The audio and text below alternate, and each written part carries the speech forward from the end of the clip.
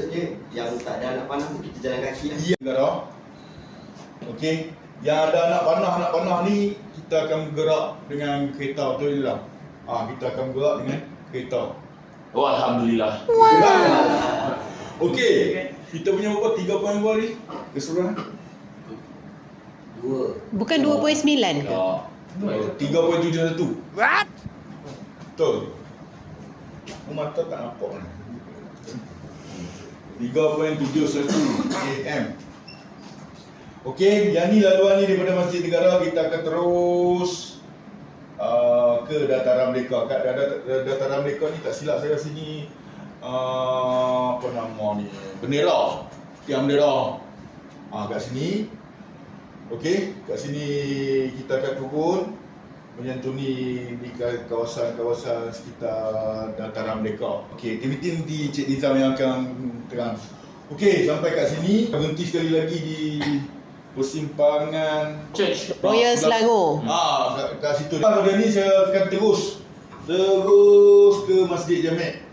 Saya akan tunggu dekat Masjid Jamek. Ikut dari belakang Masjid Jamek tu semua. Kat lorong Masjid Jamek kita akan bertemu dengan M-Bank. Terus kita akan pusing balik je dah ke Kolej Segi. Boleh segi. Okey. Kita akan U-turn balik ke lepas pada Kolej Segi. Ni dekat lah, tapi U-turn dia pun tak jauh mana lah. Daripada Kolej Segi ni Maidin Kota Raya. Maidin Kota Raya ni kita nak ke Pasar Seni ni.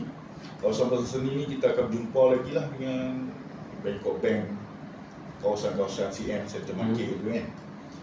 Terus kita akan di last station ni mungkin barang pun akan habis, makanan, apa-apa alatan lagi lah. Seterusnya di sini ni pun ada banyak lagi pos yang kita akan lawat.